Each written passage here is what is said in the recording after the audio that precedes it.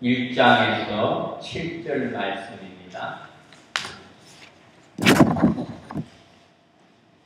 다 찾았으면 한 절씩 교독하시겠습니다. 아내된 자들아 이와 같이 자기 남편에게 순복하라. 이는 곧 도를 순종치 아니하는 자라도 말로 말미암지 않고 그 아내의 행위로 말미암아 구원을 얻게 하려 함이니 너희의 두려워하며 정결한 행위를 봄이라. 너희 단장은 머리를 꾸미고 금을 차고 아름다운 옷을 입는 외모로 하지 말고 오직 마음에 숨은 사람을 온유하고 안정한 심령에 썩지 아니할 것으로 하라. 이는 하나님 앞에 값진 것이니라. 전에 하나님께 소망을 두었던 거룩한 부녀들도 이와 같이 자기 남편에게 순복함으로 자기를 단장하였나니 사라가 아브라함을 주라 칭하여 복종한 것 같이 너희가 선을 행하고 아무 두려운 일에도 놀라지 아니하므로 그의 딸이 되었느니라. 함께합니다. 시작. 남편된 자들아 이와 같이 지식을 따라 너희 아내와 동거하고 저는 더 연약한 그릇이요 또 생명의 은혜를 유업으로 함께 받을 자로 알아 귀히 여기라. 이는 너희 기도가 막히지 아니하게 하려 함이라. 아멘. 가정생활을 잘 못하면 기도가 막힌다라는 제목을 가지고 목사님께서 말씀을 전하실 때에 많은 은혜 받는 귀한 시간 되시기를 바랍니다. 지난주에 나눴던 것 가정생활 두 번째 시간이었습니다. 오늘이 그 두 번째 시간 무엇입니까? 지난주에는 아내들의 역할을 하겠습니다. 아내들의 역할이 무엇입니까? 아내들의 역할은 모든 것들을 살려내는 힘이 있다 하였습니다. 하나님의 말씀을 붙들고 하나님의 뜻대로 전진해 나가는 그 믿음의 역사에 힘이 있다 하였습니다. 그렇다면 오늘 우리가 다시 한번 그 가정의 모든 모습을 보고 가정생활을 잘못하면 기도가 막힌다. 예전에도 한번 이 제목으로 말씀을 드린 적이 있습니다.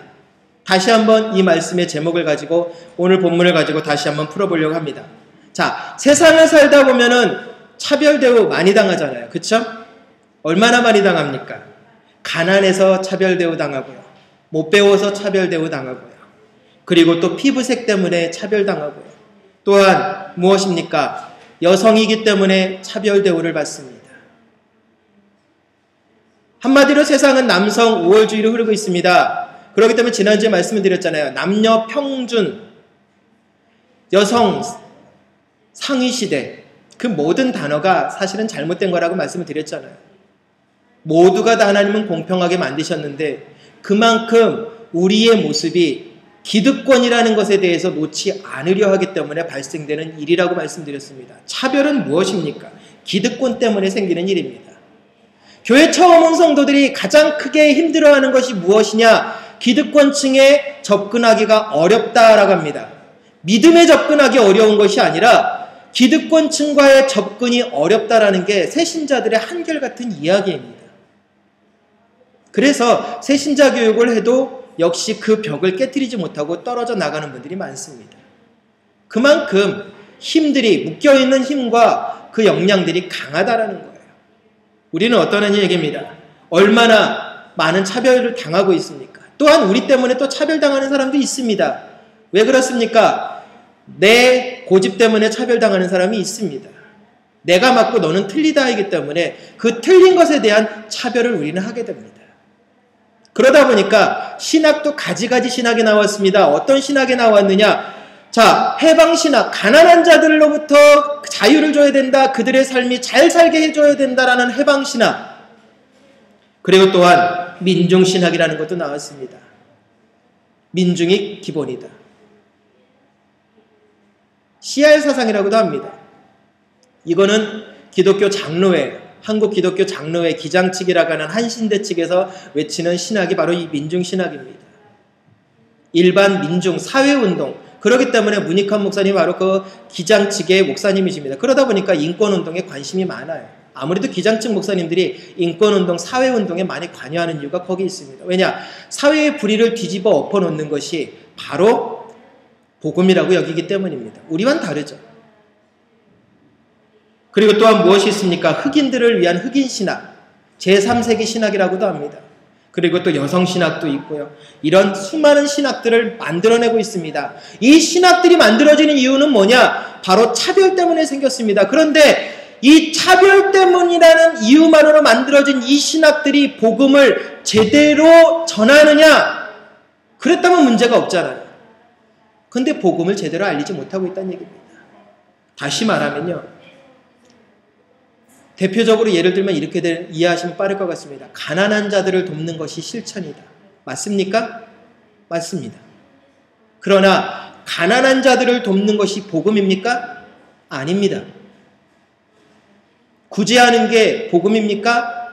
엄밀히 말해서 아닙니다. 친교하는 게 복음입니까? 아닙니다. 복음은 예배자의 심령으로 거듭나는 것입니다. 장로님께서도 새벽기도 때 드렸던 말씀을 적용해 주셔서 인용해 주셨는데 우리가 드려야 될 영적인 예배 로마서 12장 2절을 어제 오늘 또 이제 계속 이어지고 있습니다. 오직 마음을 새롭게 변화를 받으라고 되어 있거든요. 그게 바로 이 복음입니다. 복음은요 우리가 변화되어지는 거예요.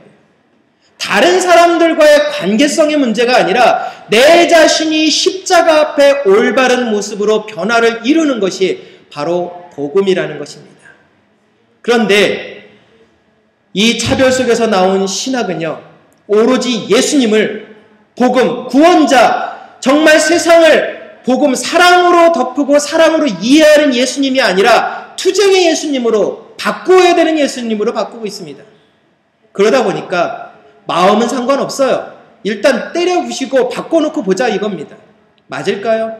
아니죠. 틀린 겁니다. 바꿔놓고 보자. 바꾸면 마음도 바뀐다. 아니요. 예전에 순종과 헌신에 대해서 말씀드린 적이 있습니다. 순종은 마음이 원하지 않아도 할 수 있습니다. 그러나 헌신이라는 단어는 마음이 간 거라고 했습니다. 하나님께 드려지는 우리의 모습은 바로 순종이 아니라 헌신이어야 한다고 했습니다. 헌신은 자신이 없어요. 나를 바친 거기 때문에 나를 온전히 죽이는 겁니다. 이삭이 죽는 장면이 산제사의 예배의 가장 대표적인 모습이라고 말씀을 드렸습니다. 자, 모든 동물들은 죽고 있습니다. 이미 그 피를 쏟아냅니다. 그러나 이삭은 어떻습니까? 산채로 두 손 두 발이 꽁꽁 묶인 채 아버지 아브라함이 칼을 들고 자신을 찌르려고 하는 것을 두 눈을 뜨고 보고 있는 상황입니다. 자, 이러한 상황 속에서 우리가 이삭이라면 어떻게 반응하시겠습니까? 지난번에 오예배 때 이삭을 다루기도 했지만 어떠한 반응일까요? 아버지 불공평하십니다. 나이 많은 아버지가 대신 제가 찌르고 아버지가 돌아가셔도 시원찮은 판국에 오늘날의 해석은 그렇게 이루어진답니다. 아버지는 사실만큼 사셨지 않습니까? 이제 100세도 넘으셨지 않습니까? 무슨 인생에 여한이 있다고 이렇게 새파랗게 어린 10대를 죽이려고 하십니까? 참 10대들의 항변 무섭죠. 그들의 생각을 읽으면서 느낀 게 그겁니다. 왜 그들이 그렇게밖에 생각을 못했을까? 바로 우리가 그렇게 만들어버렸다는 얘기예요. 그들을 가르쳐야 되는 우리가 그들에게 그러한 생각을 심어놓았다는 얘기입니다. 이유 없이 그들이 그런 생각을 했을까요? 아니죠. 늘 우리는 이야기를 합니다. 차별이라는 그 이름으로 모든 것을 포장해버립니다. 그러다 보니까 결국은 복음을 왜곡해서 우리는 해석할 수밖에 없어요. 아닙니다. 복음은 왜곡된 적이 단 한 번도 없습니다. 단지 우리가 보고 싶은 대로 봐왔을 뿐이기 때문에 차별이 생긴 겁니다. 내가 보기 싫은 부분은 안 보려고 하거든요. 그게 바로 우리의 연약한 부분입니다. 자, 여성차별이라는 것에 대해서 한번 거론해 보겠습니다. 자, 여성차별. 이 유럽은 여성차별 안 할까요? 자, 기사도 정신에 보면은 여성 먼저입니다. 맞잖아요. 항상 차를 탈 때도 여성 먼저입니다. 그런데 놀랍게도 이 서구의 문명은요, 여성을 인형으로 다루고 있었다라는 것이 사회학에서 말하고 있는 부분입니다. 여성에게 인권을 준 적이 언제냐고요?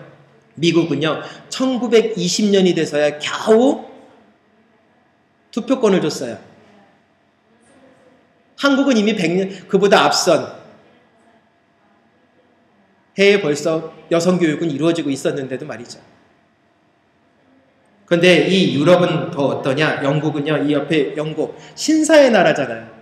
거기서 기사도 정신이 나오기도 했고 여성 존중도 했는데 문제는 1928년도에 돼서야 했단 얘기입니다. 우리가 항일전쟁을 치르고 나서 그 와중에 이 유럽은 겨우 여성을 눈을 돌리기 시작했다는 얘기입니다. 자, 여성운동은 동양에서 일어났을까요? 서양에서 일어났을까요? 서양에서 일어났어요. 동양에서는 여성운동 일어난 적이 없습니다. 왜 그럴까요? 차별의식을 느끼지 않았기 때문입니다. 라고 말하기는 참 어렵죠. 왜요? 동양의 사고는 한의 모습이잖아요. 어머니들 그러면 한이 서려 있잖아요. 삭혀야 된다. 참아야 된다. 여자는 말하면 안 된다. 그렇기 때문에 삼종지도와 칠거지약에 의하면 남편한테 함부로 했다가는 집에서 소방맞는다. 그런 걸로 참 여성들을 많이 묶었어요. 그런 모든 차별들로 인해서 우리는 성경을 왜곡되게 해석하기 시작을 합니다. 그러다 보니까 복음도 우리가 왜곡시켜 듣게 되는 거고요.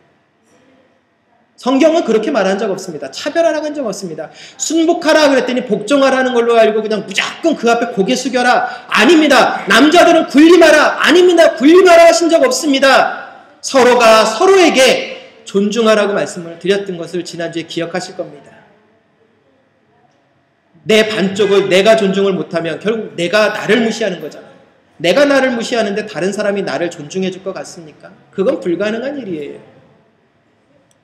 오늘 베드로전서의 말씀으로 돌아가 보려고 합니다. 이러한 차별이 있습니다라고 이야기를 합니다. 아니요. 베드로는 지금 우리에게 이야기하는 부분이 그겁니다. 이 땅에 차별은 없다. 오히려 기독교인이라면 차별이라고 하는 그 단어를 없애고 오히려 그 차별이라는 것을 예수님의 사랑으로 품고 세상을 감동시키라는 겁니다.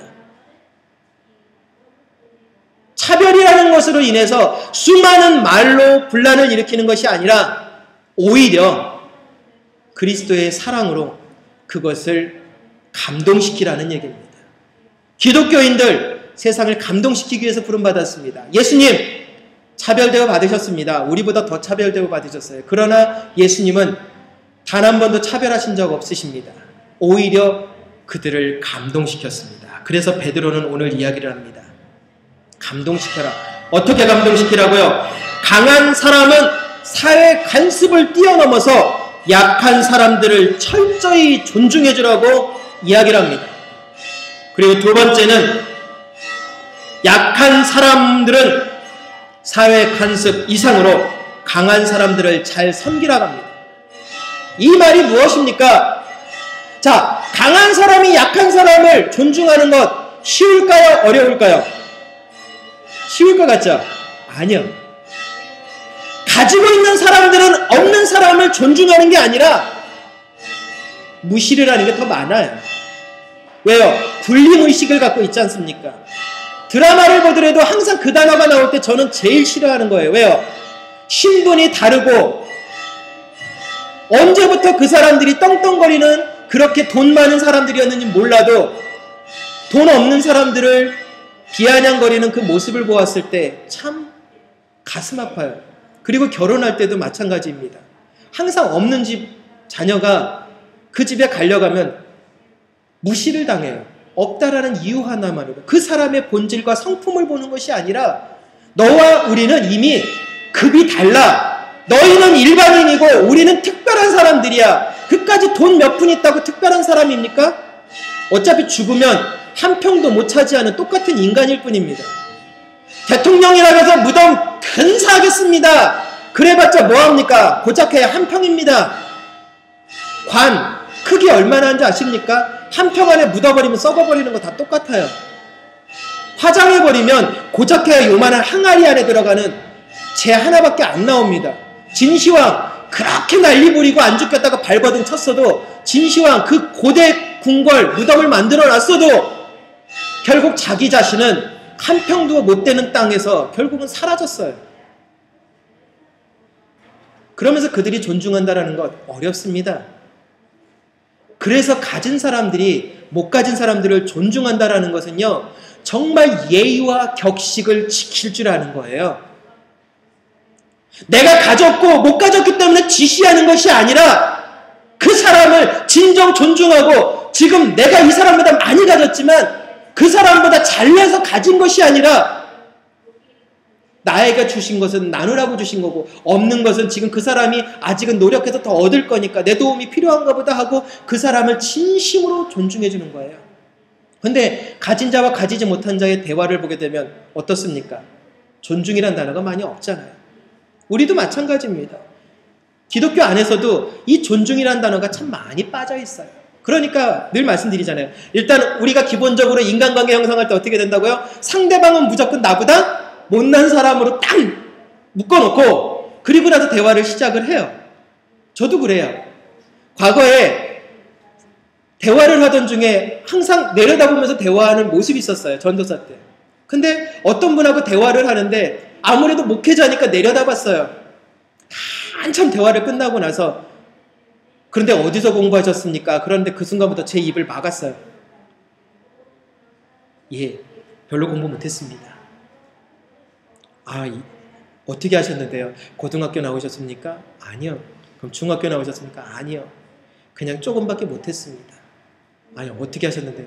예, 그냥 조금 공부해서 그냥 서울대 법대 졸업하고 하버드 법대 졸업하고 이렇게 저렇게 해서 미국 이 변호사에서 이렇게 협회에서 일하다가 잠깐 한국에 들어왔는데 오늘 이 교회 신방 왔다가 이렇게 전도사님 계셔서 잠깐 신앙 상담으로 왔었던 것입니다. 무슨 말씀인지 아시겠죠? 우리는 그렇게 잘난 척하고 있다는 얘기예요. 제 앞에 저보다 월등히 공부하고 잘하고 똑똑하고 귀한 믿음을 가졌던 그분을 제가 일단 차별하고 나서 본 거예요. 존중이 아니잖아요. 존중이라는 건요, 그 사람을 색안경으로 끼고 보는 것이 아닙니다. 그 사람을 이미 내가 판단을 다 해놓고 보는 것이 아니에요. 있는 모습 그대로 그 사람을 존중해 주는 거예요. 우리는 대부분 어떻게 됩니까? 부부간에도 존중 잘 안 하는 이유가 뭘까요? 결혼 전에는 존중합니다. 그 사람의 장점, 단점 다 보이면서 지난주에 그랬잖아요. 그 단점을 안 보려고 그러는 게 결혼 전입니다. 그런데 결혼식을 치르자마자 제일 먼저 하는 일은 뭐라고요? 상대방의 단점을 끄집어내기 바쁜 거예요. 그게 바로 우리의 모습입니다. 근데 오늘 성경 베드로는 이야기를 합니다. 존중하라고요. 그러면서 또한 약한 자에게 뭘 하겠습니까? 잘 섬기라고요. 이 잘 섬기라는 거, 가진 자에게 잘해야지 제가 그 월급을 받아옵니다. 그건 기본적인 사실입니다. 그런데 잘 섬기라는 단어는 뭘까요? 그 사람이 나에게 도움을 주는 사람입니다. 그렇다면 마음을 다하라는 얘기입니다. 그 사람 마음에 들려고 무엇인가 외모를 치장하는 것, 아까 말씀에도 봉독했지만 아내가 외모를 꾸미고 금치장을 하고 그것으로 인해서 남편에게 사랑받는 것이 아니라 그 마음으로 남편을 존중할 때 남편에게 인정받는다라는 거고요. 남편 역시 마찬가지로 아내의 그 모습을 존중할 때 아내는 더 아름다워지게 되어 있다는 겁니다. 직장관계도 마찬가지입니다. 그 사람의 마음에 들려고 이렇게 눈에 보이는 일을 했다고 그 사람을 섬기는 것이 아닙니다. 교회 안에서도 마찬가지입니다. 서로 간에 성도들 간에 섬긴다라는 것은 무엇입니까? 내가 드러나지 않는 거예요. 이만큼 해줬으니까 이만큼 해다오. 기브 앤 테이크. 그거는 신앙이 아니라고 제가 저 위에 교회에 있을 때부터 말씀을 드렸었던 것을 기억을 합니다. 신앙은요, 값없이 주는 거예요. 왜요? 내가 값없이 누구에게 주었으면 누군가는 또 나에게 값없이 주거든요. 그런데 계산적이 되면요, 하나님의 그 계산법에 의해서 우리도 혼나게 되는 거죠. 진정한 섬김이라는 것이 바로 그겁니다. 아무 계산이 없다는 얘기예요. 내가 이만큼 했으니까 이만큼이다. 아니에요. 섬김이라는 것은 이유 없습니다. 예수님이 한 번이라도 나 너희들 섬겼으니까 이렇게 해다오라고 하는 글귀 보셨습니까? 없습니다. 놀랍게도 성경 구절 어디에도 예수님이 내가 섬기러 왔다라고는 이야기했지만 섬겼기 때문에 너희들도 나를 이렇게 해라라는 구절은 없어요. 단지 한마디 하신 건 있습니다. 내가 한 것처럼 너희도 하라. 난 섬기러 왔는데 내가 한 것처럼 너희도 다른 사람을 섬겨라 라고 돼 있지 예수님한테 나한테 갚아라 하신 적은 없어요. 그런데 우리는 성경이 점점점 왜곡되게 우리에게 다가오고 있습니다. 왜 그럴까요? 새벽 기도 때 말씀드렸던 것처럼 오늘 주보에도 그 앞에 더 깊은 묵상을 실어드렸던 것처럼 그런 모습입니다. 늘 고민하고 기도하던 모습이에요. 예배가 우리가 깨졌기 때문이라는 생각입니다. 그래서 지금 새벽 기도 때 로마서 12장이 예배에 대한 장이기 때문에 예배에 대해서 깊게 들어갔던 부분이 거기 있었던 겁니다. 예배의 중심에 누가 있느냐는 얘기예요. 당연히 하나님이 있습니다. 그런데 그 하나님과 우리와 무슨 관련이 있느냐는 얘기예요. 하나님이 내게 관련이 있으면 우리는 예배자가 되어야 되는데 우리의 마음은 어느덧 내가 기준이 되어졌다는 얘기예요. 섬김을 한 만큼 대가를 계산을 치러야 합니다. 예배를 드린 만큼 얻어가려고 합니다. 아니에요. 아까 우리 장로님께서도 귀한 말씀해 주셨는데 예배를 통해서 그렇게 예배를 우리가 인내하면서 드려야 되는 이유 정말 예배 많아요. 저도 그 예배가 많으면 많을수록 제 설교 숫자가 많아지는 거예요. 한국 평균 목회자의 설교가 한 주당 14회에서 20회라고 합니다. 보통 목사들이 그 정도 한대요. 저도 그 정도 하고 있거든요. 그러니까 예배가 많아지면 더 많아지는 거죠. 한 편 한 편 준비할 때마다 식은땀이 나요. 왜냐? 그걸 어떻게 준비해야 될지 감이 안 잡히니까. 그런데 중요한 건 그겁니다. 말씀이 아니라 내 마음이 하나님 앞에 어떻게 향하고 있는가를 우리는 봐야 한다는 얘기예요. 지금 베드로가 이 강한 자에게 약한 자에게 두 가지를 선포한 이유가 바로 그겁니다. 자, 진심. 이것을 한번 남편의 입장에서 한번 보겠습니다. 자, 이 본문 7절에 보면은 남편이 아내를 어떻게 대해야 되는지 가르쳐주고 있는데 왜 이런 말씀을 하셨을까요? 이때 예수님 당시의 남편은 권력층입니다. 힘을 지닌 자란 말이에요. 아내는 힘없는 자입니다. 아내는 무조건 당해야 되는 입장입니다. 그렇기 때문에 거기에서 가르치는 신앙 원리입니다. 권력층은 약자를 대할 때 정말 존중하냐는 얘기예요. 선거 때마다 보지만 참 가슴 아파요. 선거가 끝났으니까 아니 대통령 선거가 또 시작하니까 이제 또 선거 얘기하지 말아야죠. 근데 아무튼 중요한 거 한 가지요. 선거철에는 시장에 와서도 평상시에 잡지 않던 할머니 손 꽉 붙잡고 포옹까지 해줍니다. 그런데 당선되고 나면 할머니들이 찾아가면은 귀찮다고 쫓아버려요. 보좌관들을 통해서. 그건 존중 아니잖아요. 존중이라는 건요. 상황과 환경이 바뀌어도 똑같은 겁니다. 복음이 바로 그런 거예요. 상황과 환경이 바뀌었다고 내 마음이 요동치듯이 변했다면 나는 믿음의 굳건한 복음을 지니지 못한 겁니다. 늘 말씀드리잖아요. 우리가 믿음이 있는 것을 재보기 위해서 하나님은 어디다 내모신다고요? 시험 가운데 내몰아 보신다고요. 테스트하신다고요. 흔들어 보신다고요. 왜요? 그 흔들어 봐야 이 사람이 믿음이 있는지 없는지를 아니까요. 내가 흔들림 당하고 있다. 아, 하나님이 재보시는 그 순간이구나. 긴장 바짝 하고 그 순간 정신 차려야죠, 우리는. 근데 그 순간에 그냥 나 몰라라 하고 거기 환경에 휩쓸려 버리면 결국 우리는 믿음 없는 모습이 되는 겁니다. 믿음은요, 시간이 지난다고 생기는 게 절대 아니거든요. 믿음은 철저한 경험이거든요. 고백이거든요. 그러므로 오늘 이야기를 합니다. 권력층에게, 남편에게 이야기를 합니다. 아내를 진짜 존중해요.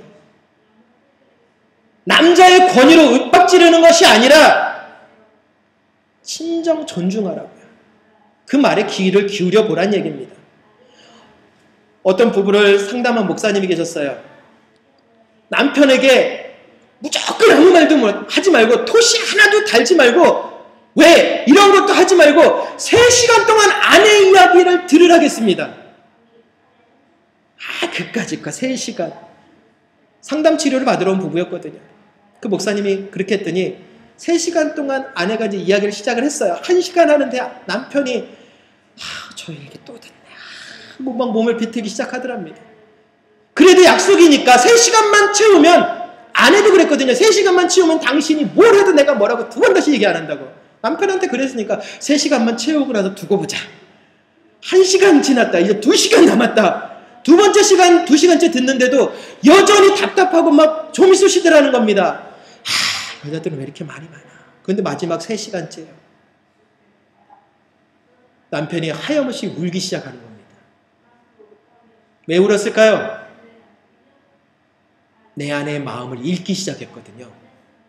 지금까지는 들으려고, 한마디도 들으려고 하질 않았어요. 그러니까 그 아내의 진심이 안 들렸는데 3시간째 되니까 아내의 그 작은 소리 하나씩 들려오더라는 겁니다. 그러더니 3시간이 지나서 그만하려고 했는데 엉엉 울더니 남편이 그 앞에 무릎 꿇고 여보 내가 미안했어. 내가 미안했어. 그렇게 눈물을 흘리면서 그 부부가 치유받았다라는 것을 그 상담학을 전공한 목사님이 이야기를 해주시는 것을 보면서 그 생각을 했습니다. 우리는 귀를 잘 안 기울여요. 항상 내 이야기 바빠요. 이게 우리의 문제점인 것 같습니다. 가정뿐만 아니라 직장에서도, 교회 안에서도, 사회에서도 내 이야기 바빠요. 상대방의 이야기가 내 기준에 안 맞으면 우리는 안 맞는 거예요. 그게 문제인 거죠. 그러다 보니까 이런 이야기가 있지 않습니까?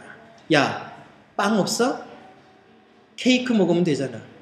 이 비슷한 얘기가 우리 예화로 진짜인지 거짓인지 모르겠지만 루이 16세 때 전해지잖아요. 메리의 왕이 그랬다고 하잖아요. 백성들이 막 으쌰으쌰 야! 빵 없다! 빵 없다! 빵 없다! 그럼 가가지고 밀가루 가지고 빵 만들어 먹으면 되지. 왜 그러느냐고. 밀가루가 없으니까 빵이 없는 거잖아요. 굶어 죽게 생겼다는데 자기는 고대 광실에서 떵떵거리고 있으면서 참 그런 판단을 한 거죠. 그건 존중이 아니잖아요. 존중이라는 건 상대방의 가슴 속에 들어가서 그 마음을 이해하는 게 존중입니다. 내 것을 그 사람한테 심으려는 게 존중이 아니라요. 그 사람을 이해하고 감싸 안는 게 존중입니다. 예수님 그렇게 다가오셨잖아요. 우리를 이해하시려고 오신 거잖아요. 만약에 우리를 논리로 이해하려고 하셨다면 예수님도 아마 저 십자가 포기하셨을 것 같아요. 왜요? 논리로 따지면 완전히 이해 안 되지는 게 우리 모습이잖아요. 제 모습을 봐도 논리로 따지면 저도 하나님 앞에 이해 안 되어지는 부분이에요. 그러나 예수님 그 십자가의 사랑으로 그저 존중을 해주고 이해하려고 다가오셨잖아요. 논리가 아니라 그냥 존중해줘요. 부부간에도 그렇게 존중하라는 겁니다. 징기스칸이 이런 말을 했습니다. 장군이 너무 강하면 안 된다. 병사를 이해하지 못해 리더십이 떨어지기 때문이다. 다시 말해서요. 용장 밑에서는 병사들이 많이 죽으나 덕장 밑에서는 병사들이 다 산다 그래요. 왜요? 장군의 모든 것은 병사들의 입장에서 이해되어지고 있기 때문입니다. 그게 존중이에요. 전쟁에 이겨야 되는 승전부가 장군에게 중요하지만 덕장은 내 밑에 있는 부하 한 생명 한 생명의 영혼이 중요하거든요. 결과가 아니라 이 덕장은 과정이거든요. 바로 예수님은 그 과정을 우리에게 이야기하시는 겁니다. 오늘 베드로도 우리에게 그 과정을 이야기해주고 있는 거예요. 과정의 사람이 되라는 얘기입니다. 그래야 가정이 회복되어질 수 있다는 겁니다. 그런데 오늘 가정생활을 잘못하면 기도가 막힌다라고 했는데 왜 가정생활을 잘못했느냐? 자, 그 이유를 이제 좀 풀어보겠습니다. 여자도 하나님의 형상입니다. 맞습니까? 틀립니까? 여자도 하나님의 형상이다. 참 어려운 신학적인 논제죠. 예. 그러나 남자와 여자를 창조하시고 했는데 하나님이 자기 형상이라고 했어요. 하나님의 성품을 들여다보면요. 아버지의 성품도 있지만 어머니의 섬세한 성품이 더 많아요. 근데 이 부분을 우리가 그렇다고 우겨가지고 여성신학자들처럼 하나님 어머니라고 해야 됩니다. 이거는 안 되죠. 이거는 이미지가 왜곡되어지는 거예요. 지금도 여성신학자들은 외쳐요. 뭐라고 외치느냐? 하나님 어머니라고 지금 부르고 있어요. 참 어떻게 받아들여야 될까요? 아버지라고 한 것은 아버지의 이미지가 하나님에게 더 적합했기 때문이라고 생각합니다. 이 부분에 대한 명쾌한 해답은 우리가 풀어내기 어려워요. 하나님이 남자입니까? 여자입니까? 그건 모르는 거예요. 단지 아버지의 그 성품이 우리 그 인간의 아버지의 성품이 하나님에 가장 적합했기 때문에 수많은 신학자들은 거기에 적용을 시켰던 것입니다. 신학적으로 그렇게 적용했구나라고 이해하시면 돼요. 어머니의 성품이 없는 것은 아닙니다. 그러나 어머니의 이미지로 하나님을 표현하지는 않았습니다. 그러나 중요한 것은 여자도 하나님의 형상대로 창조됐다라는 것은 창세기 1장 27절에 명확하게 되어 있는 말씀으로 기억하시기 바랍니다. 하나님의 형상, 곧 사람을 창조하시되 남자와 여자를 창조하셨다. 그러니까 다시 말하면 뭐하란 얘기입니까? 하나님이 남자다, 여자다, 백인이다, 흑인이다 그런 것이 중요한 것이 아니라 존중하란 얘기예요. 똑같은 하나님의 형상이란 얘기입니다. 누구는 먼저 만들어졌고 내 갈비뼈에서 나왔으니까 그 무시가 아니라 똑같이 존중하란 얘기예요. 오래전에 내셔널 지오그래픽에서 다큐멘터리를 했는데 저 아프리카의 한 부족민이 주장하는 참 재미난 것이 방송이 된 적이 있었어요. 한국에 있을 때. 무슨 내용이냐? 내용이니까 이렇게 번역하면 이렇게 돼요. 무슨 내용이냐면 아프리카의 한 흑인 부족이 예수님은 자신들의 조상이라는 거예요. 예수님은 우리와 같은 흑인이라는 거예요. 그래서 참 근거를 이렇게 저렇게 대고 있는데 그 모습을 보면서도 그 다큐멘터리 내셔널 지오그래픽에서 대고 있는 그 다큐멘터리 그 사실을 보면서 이야 또 저렇게 주장할 수 있겠구나.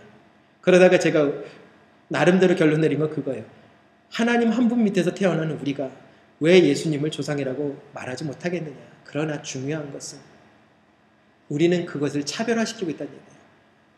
하나님은 백인이야, 흑인이야, 황인종이야. 그게 아니죠. 어떻게 된 게 중요한 것이 아니라 색깔에 의해서가 아니라 단 하나만 기억하시면 됩니다. 나를 만드신 분은 하나님이시고 난 하나님의 형상을 닮은 자이다. 그러므로 사람들이 나를 존중하기에 앞서서 내가 하나님의 다른 형상을 존중할 줄 아는 것.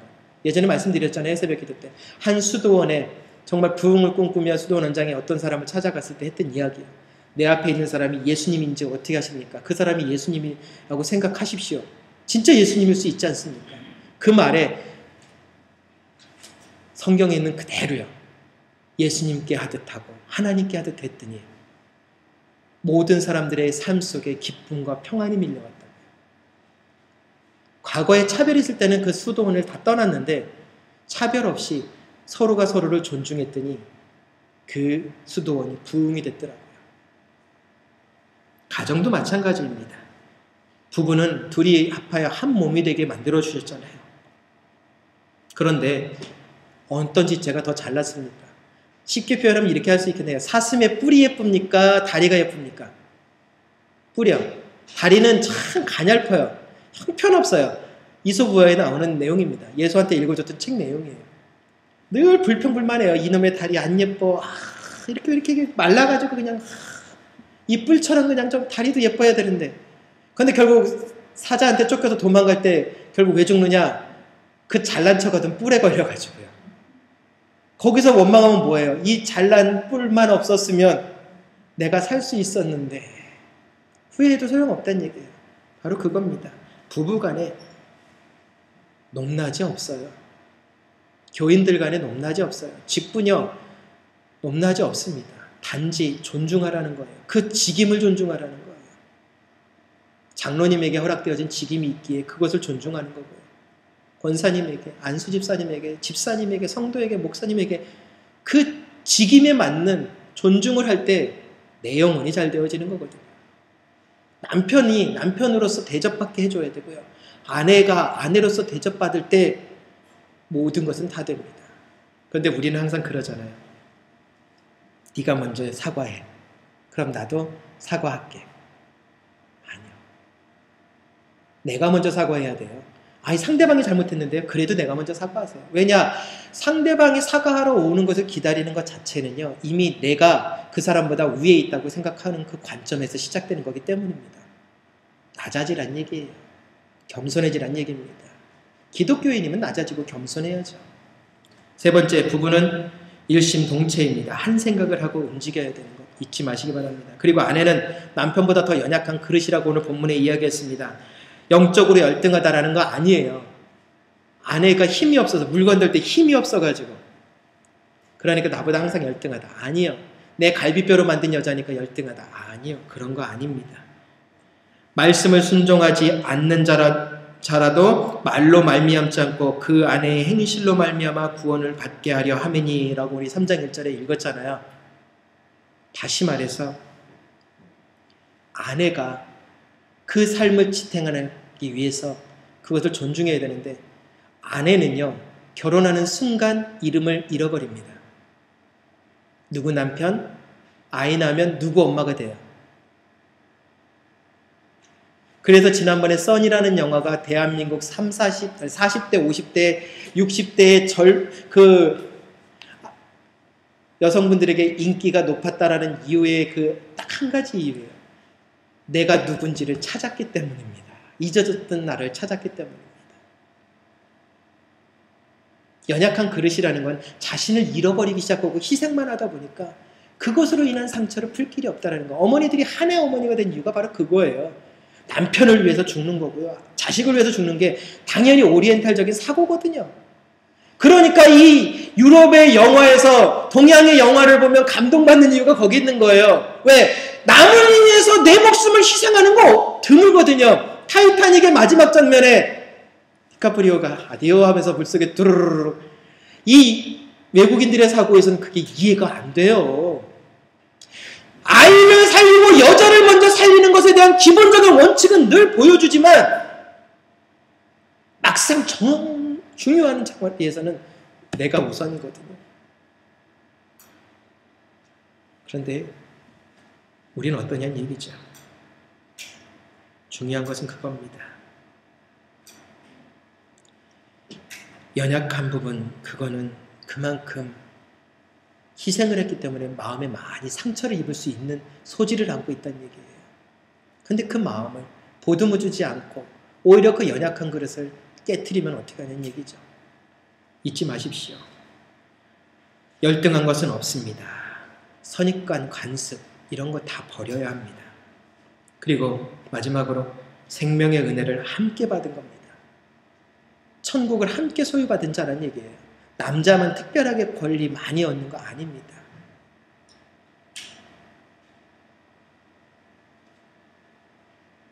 가장 중요한 것은요. 서로가 서로를 존중할 때 그 역사가 일어납니다. 고린도전서 12장 24절 25절에 보니까 이렇게 말씀되어 있습니다. 오직 하나님이 몸을 고르게 하여 부족한 지체에게 귀중함을 더하사 몸 가운데 분쟁이 없고 오직 여러 지체가 서로 같이 돌보게 하셨느니라. 부족하게 보이는 지체를 더 귀하게 여겼다고요. 다시 말하면 귀한 거는 뭐라겠습니까? 예전에 오예배 때 설교 말씀드렸죠? 흔하지 않기 때문에 귀하다고 했잖아요. 부족한 사람들은 부족한 나름대로 앞서가는 사람을 잘 섬겨야 하고요. 앞서 있다고 생각한 사람은 앞서 있는 만큼 부족한 자를 뭐라고 책망하고 질책하는 것이 아니라 그 부족함을 채워줄 줄 아는 마음이 있어야 그게 바로 신앙인입니다. 그게 바로 부은 거예요. 그럴 때 기도가 열려진다는 얘기입니다. 기도를 안 되는 이유요. 내 가장 소중한 내 남편, 내 아내도 사랑하지 못하는데 어떻게 사랑하게 해주세요 소리가 나오겠느냐는 얘기예요. 그거는 가식이잖아요. 그렇죠? 나에게 허락되어지는 같은 공동체의 가족들, 교회 식구들을 사랑합니다. 가식의 기도로서는 그것을 역사를 이룰 수가 없다는 얘기예요. 병든 자를 위해서 기도할 때 믿음의 기도는 구원을 이룬다라고 했습니다. 그 믿음이 무엇입니까? 합쳐진 마음이에요. 합력하여 선을 이루라고 했잖아요. 이게 바로 저와 여러분들이 꿈꿔야 될 믿음의 세계입니다. 부부간에 합력해 선을 이루어야 되고요. 직장 안에서 직장 동료들과 합력해서 선을 이루어야 합니다. 합력해서 어떤 것을 맺어내라는 것이 아니라 선이라고 했습니다. 하나님 보시기에 합당한 모습을 만들어내야 된다 했습니다. 이렇게 해야 되는 이유가요. 오늘 본문 7절에 기도가 막히지 않게 하려 함이니라 라고 했습니다. 기도가 막히면 죽습니다. 왠 줄 아십니까? 자, 머구리 뭔 줄 아시죠? 지금같이 산소통을 메고 가는 게 아니라 머리에 큰 헬멧 쓰고 여기에다가 관 달아서 저 위에 배에서 이거 산소 펌프로 해가지고 끊임없이 공기를 공급해서 밑에 들어가서 작업하는 작업부들이 쓰는 그 작업복이요. 위에서 산소를 계속 펌프질을 해야 돼요. 그런데 탁 멈췄어요. 그럼 물속에 들어가 있는 사람은 어떻게 돼요? 죽죠. 바로 그겁니다. 기도하고 싶어도 기도가 안 되는 이유요. 먼저 내 자신을 비워내야 됩니다. 온갖 마음에 안 좋은 것들이 가득 차 있는 상태로는 그것으로는 기도가 되어줄 수가 없어요. 내가 내 남편을 믿지 못하고 신뢰하지 못하고 내 아내를 믿지 못하고 신뢰하지 못하면 어찌 그 기도가 열려지겠느냐는 얘기입니다. 바로 가정생활을 잘못하면이라는 건 뭐냐? 정말 잘못해서 어긋나서가 아니라요. 존중하지 아니하였고 신뢰하지 아니하였고 나와 동일한 하나님의 동등한 형상이라는 그 이유가 아니라 차이를 두기 때문에 발생된 문제예요. 제목이 좀 심각했지만 결국 그겁니다. 그 선입관을 깨트리시라고요. 관습을 깨트리십시오. 그리고 존중하십시오. 그러면 기도는 열려집니다. 진정 존중해 보십시오. 부부간에 서로를 진짜 존중하시라고요. 직장에서 한번 진짜 존중해 보십시오. 말이 아니라 행동으로요.